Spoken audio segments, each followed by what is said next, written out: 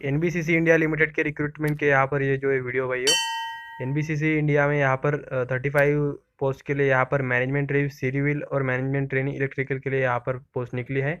Maximum age आपका यहाँ पर 29 ईयर होना चाहिए और आपका जो एग्रीगेट है इंजीनियरिंग का सिविल इंजीनियरिंग और सिविल या इलेक्ट्रिकल इंजीनियरिंग उसका आपका 60% होना चाहिए।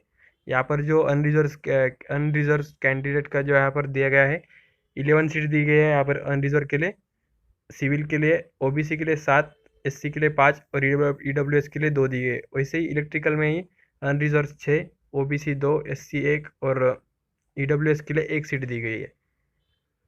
यहाँ पर आप अप्लाई करने की यहाँ पर प्रोसीजर दी गई है। आप 22 तारीख 2021 से आप यहाँ पर 22 मार्च 2021 से आप यहाँ पर अप्लाई कर सकते हो और लास्ट डेट है जो फॉर्म भरने की वो 21 अप्रैल 2021 है। यहाँ पर आप उससे अप्लाई कर सकते हो।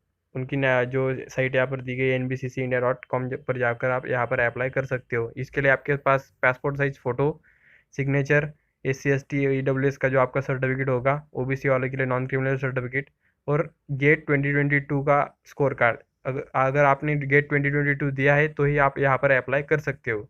यहाँ पर फीस 500 रुपये फ़ीस है, जो नॉन रिफंडेबल फ़ीस है वो आपको भरनी होगी और वो नॉन रिफंडेबल है यहाँ पर इन्होंने क्लियरली मेंशन किया है।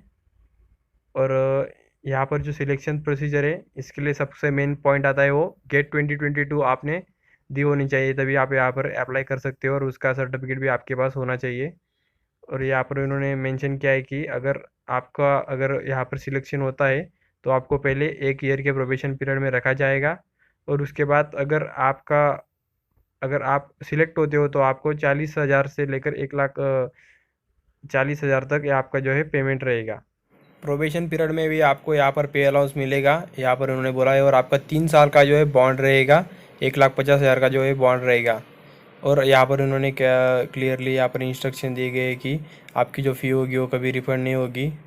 आपके डॉक्यूमेंट वगैरह सबसे ठीक है, वो आपको चेक करना होगा। अगर कोई मिस्टेक होगी, कुछ फॉर्म में कुछ मिस्टेक हुई तो आपको सीधा वो रिजेक्ट कर देंगे।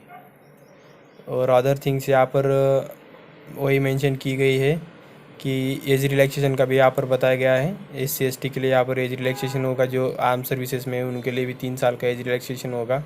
और जो कैंडिडेट SC ST वाले हैं, अगर अनरिजर्व्स में अगर कोई जगह रहती है तो वहाँ पर भी वो यहाँ पर अप्लाई कर सकते हैं। और यहाँ पर आपके कुछ नाम वगैरह में कुछ गलती होगी तो उसका आपके पास कोई जो है प्रूफ होना चाहिए। और ये यहाँ पर इम्पोर्टेंट थिंग बताई गई है। और यहाँ पर इंजीनियरिंग के रिगार्डिंग यहाँ पर बताया गया है कि आपके पास CGPA जो आप कन्वर्जन करते परसेंटेज में, उसका भी आपके पास सर्टिफिकेट होना चाहिए। और अगर आप किसी सेमी गवर्नमेंट या गवर्नमेंट सेक्टर में, तो उसके लिए अगर आपको अप्लाई करना है तो आपके पास नो ऑब्जेक्शन सर्टिफिकेट होना चाहिए, तभी यहाँ पर आप अप्लाई कर सकते हो।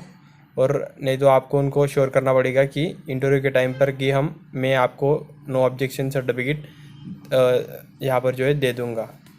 और कुछ इम्पोर्टेंट चीज़ यहाँ पर है, जो SC ST वाले हैं उनको यहाँ पर जो है 3rd AC का जो है फेयर मिलने वाला है, अगर 30 किलोमीटर से ज़्यादा डिस्टेंस उनके यहाँ से हुआ तो।